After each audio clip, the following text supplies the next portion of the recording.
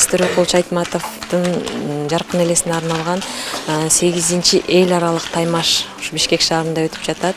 Бул эл аралык таймашка бизде Казакстандан жана Түркиядан мамлекеттин оюнчулары келип, Кыргызстандан дагы мыкты аймактарынан келген мыкты оюнчулар катышып күч сынашып жатышат. Негизинен жалпы оюнчулардын саны каттоодон өткөндөр 300гө жакын болгон.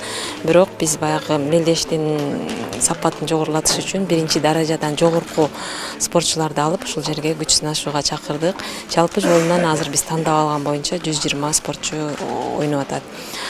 Бул мелдештин максаты эми бизге Чыңгыз атабыз илгери насаат кылып айтып кеткен экен, ушу тогуз коргоол оюнун бизде кыргыз элин дүйнөгө ушу тогуз коргоол оюну аркылуу таратса болот, таанытса болот деп. Бул мелдеште бардык спортчулар жылда көрсөткөн жыл бою машыккан жыйынтыктарын чыгарып, жылдын жыйынтыгын чыгаруучу мелдеш деп айтсак болот. Экинчиден, бул рейтингдик Кыргызстан боюнча эң күчтүү мелдештердин бири.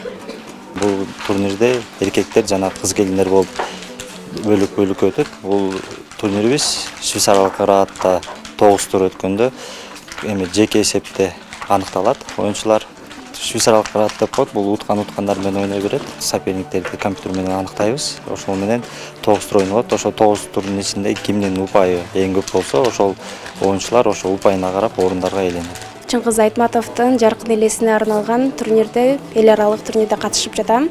Бул турнир 9 турдан болот. Буюрса азыр 4-чү тур жаңы бүттү. Буга чейин көчмөндөр оюнунда жана Азия чемпионатында жана чемпионат мира, дүйнөлүк олимпиадаларда катышып жүргөм.